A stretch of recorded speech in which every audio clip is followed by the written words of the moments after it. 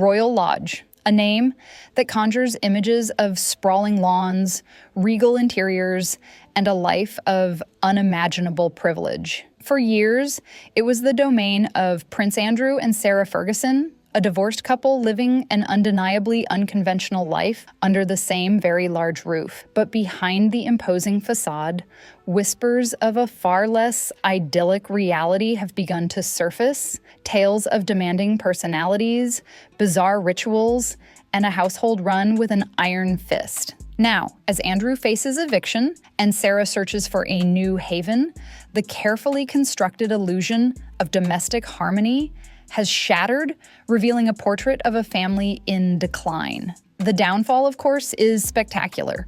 Stripped of his titles, his military honors, and perhaps most painfully, his public image, Andrew Mountbatten Windsor, the Duke of York, is being forced to relinquish his grip on Royal Lodge. It's a humiliating end for a man who once stood near the pinnacle of royal power. But this isn't just about a prince losing his home. It's about the exposure of a deeply flawed character. A man whose arrogance and entitlement seem to have finally caught up with him. The stories emerging from former palace staff paint a damning picture. Forget the fairy tale Prince Charming. This was a man known for his short temper, his unreasonable demands, and his utter lack of consideration for those who served him. One former maid recounted how a misplaced breakfast tray or a slightly askew curtain could trigger a volcanic eruption of anger. Imagine the pressure, the constant fear of making a mistake, the feeling of being perpetually on edge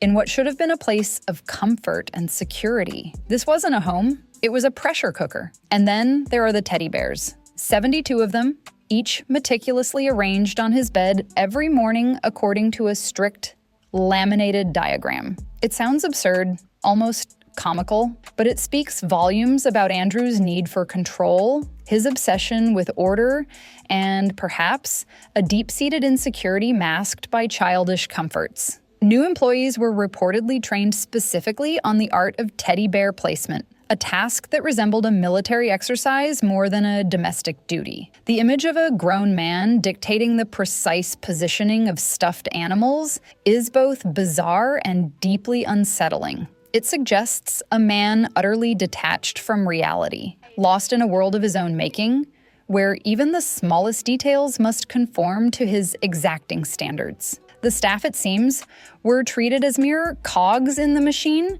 expected to anticipate his every whim and cater to his every demand without question. One insider described the atmosphere as more akin to a military base than a family home, with rules governing everything from the folding of clothes to the lining up of shoes. Dissent was not tolerated. Those who dared to challenge him were swiftly dismissed. "You were there to serve, not to speak," the insider revealed, a chilling indictment of the power dynamic within.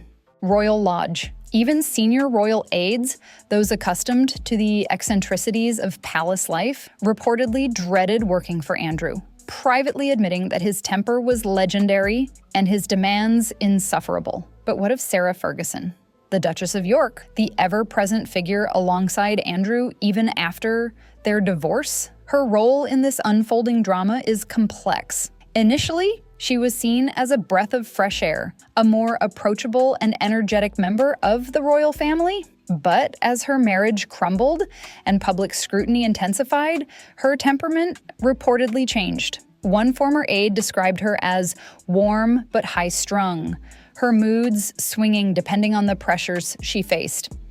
While some found her charming, others found her unpredictable, prone to occasional outbursts and clashes with staff. She was no Diana, the people's princess, known for her gentle and composed demeanor. Sarah was impulsive, quick to laugh, but also quick to snap when stressed. Despite this, there are suggestions that Sarah often tried to act as a buffer, attempting to calm Andrew down after his outbursts, a role that highlights the unusual, almost symbiotic relationship they maintained for so many years. She was, perhaps, the only person he truly listened to, a testament to their enduring, if unconventional, bond. Two ex-spouses living under the same roof, united by history, habit, and let's face it, convenience. But that peculiar arrangement is now crumbling. Andrew, stripped bare of his royal armor, has reportedly agreed to relocate to a smaller residence on the Sandringham estate. A gilded cage, perhaps,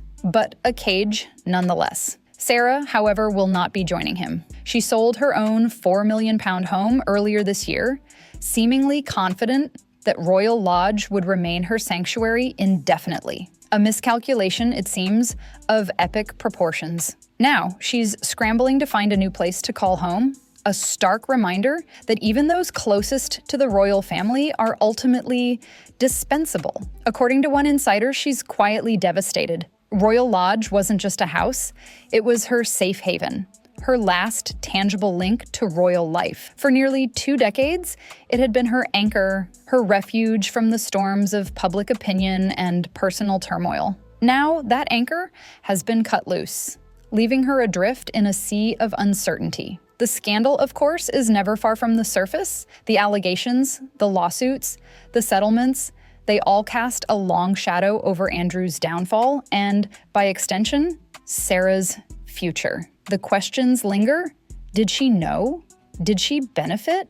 Was she complicit? The answers, if they exist, remain shrouded in secrecy, locked away behind palace walls and NDAs. But what of their daughters, Princess Beatrice and Princess Eugenie? They too have been caught in the crossfire, forced to navigate the fallout from their parents' scandals. Reports suggest they've distanced themselves entirely from the chaos, seeking refuge abroad with their young families. Eugenie is said to be spending extended time in Portugal, while Beatrice divides her time between the United States and Europe. It's a heartbreaking scenario.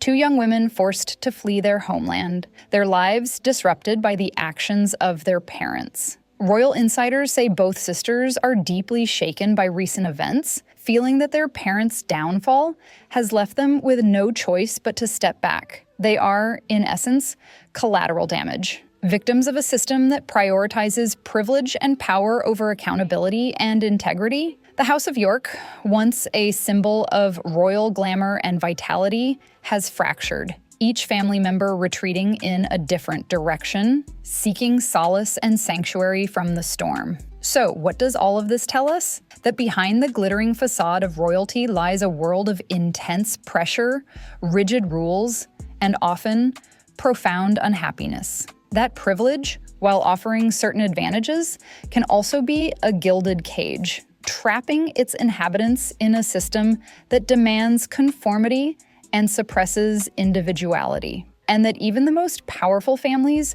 are not immune to the consequences of their actions. Andrew's downfall is a cautionary tale, a stark reminder that arrogance and entitlement will eventually catch up with you. Sarah's future remains uncertain, her next move potentially defining whether she can reinvent herself outside the palace system or fades quietly into the background. As for Beatrice and Eugenie, their experiences serve as a poignant reminder of the human cost of scandal, the ripple effects that can devastate families and shatter lives. The story of Royal Lodge is not just a story about a house, it's a story about power, privilege, and the price of living in the royal spotlight. It's a story about a family in decline, struggling to adapt to a world that is rapidly changing. And it's a story that is far from over. What happens next? Andrew retreats to Sandringham, likely seething, blaming everyone but himself for his predicament.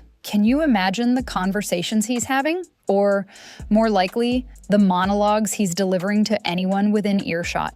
The injustice of it all, the unfairness, the betrayal. He, a prince of the realm, reduced to living in a smaller, less grand residence, all because of, well, he probably still doesn't quite grasp what he did wrong. Sandringham, while still a royal estate, is a far cry from Royal Lodge. It lacks the grandeur, the history, the sheer square footage that Andrew clearly reveled in. It's a demotion, a public shaming in bricks and mortar. And while he'll undoubtedly still have staff to cater to his needs, one wonders if they'll be quite as terrified of misplacing a teddy bear. Will the laminated diagram follow him to Norfolk? One can only hope. Sarah's situation is perhaps even more precarious. Stripped of her royal residence, she's now facing the daunting task of finding a new home, a new identity, a new purpose. The safety net of Royal Lodge is gone, and she's out there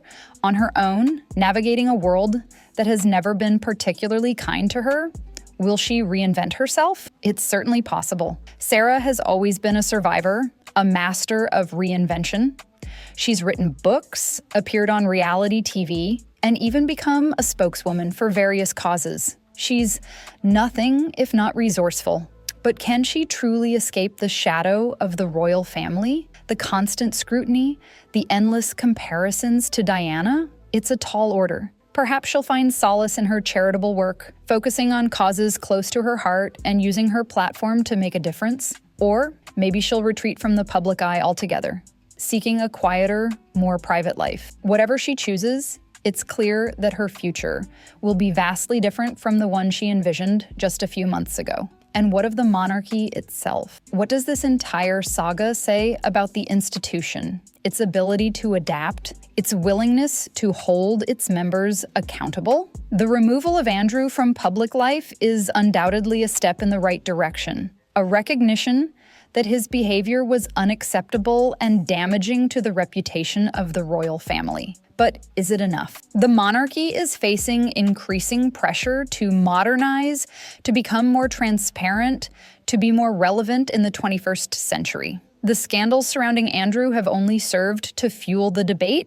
raising questions about the cost of maintaining the royal family, the privileges they enjoy, and the level of scrutiny they face. The younger generation, William and Kate, Harry and Meghan, before their departure, were seen as the future of the monarchy, a chance to connect with a new audience and revitalize the institution. But the Andrew scandal has cast a long shadow, reminding everyone of the outdated traditions and the potential for abuse within the royal system. The monarchy needs to demonstrate that it is capable of learning from its mistakes, that it is committed to upholding the highest standards of integrity, and that it is truly representative of the people it serves. Otherwise, it risks becoming an irrelevant relic of a bygone era. The story of Andrew and Sarah of Royal Lodge and its unravelling is a microcosm of the larger challenges facing the monarchy. It's a story about power, privilege, accountability,